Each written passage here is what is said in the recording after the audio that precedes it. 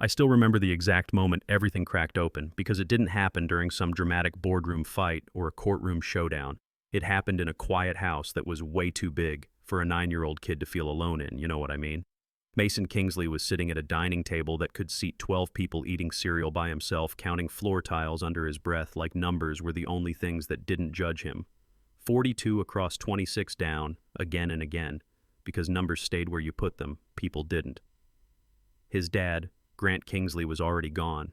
He always was the kind of guy who built companies worth billions, but somehow missed entire years of his own kid's life. And Mason's mom had been gone even longer, her presence reduced to a few forgotten boxes and a side of the closet no one opened anymore. And then there was Tessa, the housekeeper. Or at least that's what everyone thought she was. She moved through the house quietly like she'd learned that being noticed was dangerous. She noticed everything, though, especially Mason's shoulders always pulled inward like he was trying to make himself smaller so the world wouldn't trip over him. That morning she saw the corner of his notebook sticking out of his backpack, red ink everywhere. Failed, circled so hard it practically tore the paper. And when Mason noticed her looking, he shoved it back fast. Cheeks burning, said it was nothing, even though his voice said it was everything. She asked gently if she could see it. And when he finally let her, he whispered that the principal said he wasn't trying, but he was. He really was. And that's when Tessa realized something was very wrong.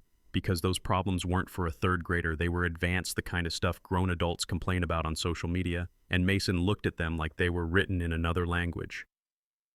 He told her the numbers just floated, didn't connect. And without even thinking, Tessa grabbed a pencil and broke the problem into pieces. Simple visual like building blocks, and Mason's face changed right there like someone turned the lights on. He said, "Oh, that makes sense." And then he looked at her and asked how she knew that, and she froze because that question carried the weight of a whole life she'd buried. She brushed it off, said lucky guess, cleaned a lot of homework in her day, and rushed him out the door. But the truth was, she'd promised herself she'd never teach again, never show what she knew, because 3 years earlier, being brilliant almost got her destroyed. Tessa hadn't always been scrubbing counters. She'd once been Dr. Tessa Hale, a rising star in cryptographic mathematics, publishing research. Powerful people wanted to own, and when she refused to hand it over, when she refused to let it be used for things she couldn't live with. The threat started polite at first, then terrifying. Her mentor died in what everyone called an accident. Her notes were stolen, and one letter told her to disappear, or else so she did. She erased herself and took a job where no one would ever ask questions. But now there was this kid drowning right in front of her, and she had the rope. That afternoon, Mason came home from school quieter than usual, curled up in the library, surrounded by books he wasn't opening. And when Tessa asked what was wrong, he finally said it. "I'm stupid, not angry, not dramatic, just tired," like he'd accepted it as fact. And that broke something in her, because she recognized that sentence. It's what happens when adults decide a kid is a problem instead of a puzzle. She told him intelligence wasn't about speed, it was about patterns, connections, seeing what others miss. And she showed him a simple sequence of shapes, asked what came next. And when he answered correctly, his eyes lit up like he'd just been handed proof he existed. When he asked if she could teach him, really teach him, she felt fear and purpose collide, and she said yes, quietly, carefully. Mornings only, just them. From there, everything changed. She didn't start with textbooks or grades or pressure. She started with blocks, cards, puzzles, probability explained, like a game, patterns that felt like play instead of punishment. And Mason started laughing, asking questions, solving things, without crying, his brain finally stretching in a way that felt good.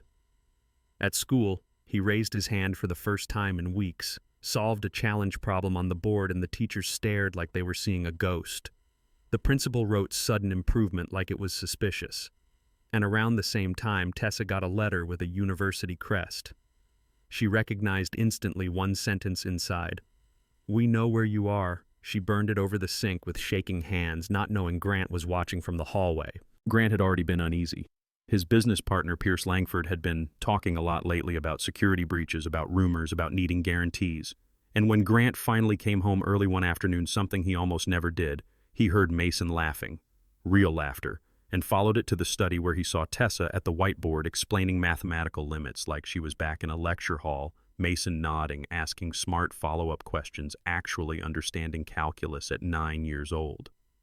Grant froze because that didn't fit the story he'd been telling himself about his life, about who worked in his house, about what his son was capable of. He checked the old nanny cam footage that night, watched weeks of quiet morning lessons he'd missed. watched his son come back to life, and he hired an investigator because something didn't add up. 2 days later, the report landed on his desk and rewrote everything. Tessa wasn't just smart, she was rare. Admitted into an elite doctoral program at 20, published groundbreaking research. Her mentor's death suspicious, her disappearance complete until she resurfaced as a housekeeper with a resume that hid everything on purpose. Grant didn't confront her right away. He just told her she was remarkable with Mason, and for the first time she relaxed around him just a little. Then Pierce showed up at the house unannounced, agitated, sharp-eyed, talking about Grant's staff, about his son solving puzzles no child should be able to solve. And when Tessa walked in with coffee, Pierce recognized her, instantly called her Dr. Hale, accused her of stealing research, and Tessa snapped back that he'd tried to steal from her, that he'd threatened her, and the air turned electric. Pierce warned Grant she was dangerous and left with a look that promised trouble. That night, Tessa told Grant the truth. Pierce wanted her work to crack security systems. She refused. Her mentor died. She ran, and now Pierce knew where she was. Grant promised she wasn't expendable. Not to him, not to Mason. And for the first time in a long time, he chose people over profit. Pierce didn't wait. He never did, when fear was involved. The next morning, Grant was served with a restraining order accusing Tessa of fraud and endangering his son legally, forcing her to leave before she could be arrested, and Mason broke down, screaming, clinging to her, begging her not to go, promising he'd fail again without her. And that moment, that raw panic in a child's voice, that was Pierce's real weapon: separation. Tessa slipped out the back door before the sheriff arrived, leaving Mason sobbing in his father's arms, and that night Mason told Grant if she went, he'd go too. And Grant realized how badly he'd failed his son before this, how long Mason had needed someone to fight for him. Grant called Tessa at a cheap motel across town, promised he'd fix it, and then he made a choice. He stopped trying to handle it quietly and made it public, because public means records, evidence, witnesses, things even powerful people can't always bury. He called lawyers, investigators, journalists, and finally found Dr. Nadia Hale, Tessa's mentor's sister, who'd been collecting proof for years. Emails, recordings, threats, waiting for someone with enough weight to force the truth into daylight. The courtroom was packed when it all came out. Pierce sitting confident with his expensive attorneys, Tessa calm but terrified. And when Nadia presented the evidence, Pierce's mask cracked.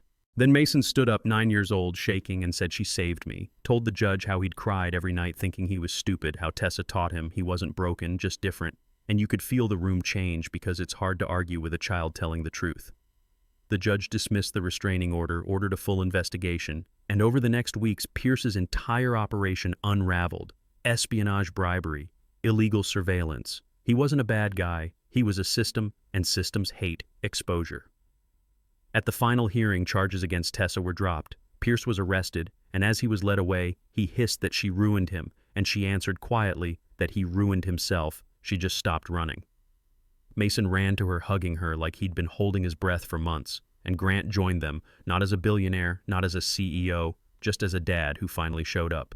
Months later, Mason stood on a stage, accepting a math award for a project on fractals in nature, speaking clearly, confidently, crediting Tessa for believing in him, and universities offered her jobs, prestige, a return to the life she lost. But she hesitated because something had changed. Grant suggested building something new instead. A program for kids like Mason, kids whose brains don't fit, neat boxes, and they did. The Lake Haven Learning Lab opened. Kids filled the rooms, laughter replaced silence, and Tessa stopped hiding. But here's the part people argue about, because Pierce went down, sure, but not everyone connected to him did. Some powerful names never made the headlines, and some people still say Tessa manipulated her way into Grant's family, still say Mason only succeeded because of privilege, still refuse to admit they judged her wrong. So I'll ask you honestly, if you were Grant, would you risk your reputation to protect someone the world already decided was expendable? If you were, Tessa, would you have kept hiding, or would you have fought back, knowing powerful people don't forgive easily? And if you were, Mason, would you have stood up in that courtroom even when every adult there expected you to stay quiet? Drop your thoughts in the comments. Tell me where you stand on justice, on bias, on who gets believed and who doesn't. And if you've ever been mislabeled, underestimated, or silenced, share that too, because sometimes the only way to change the equation is to stop running and force the world to do the math again.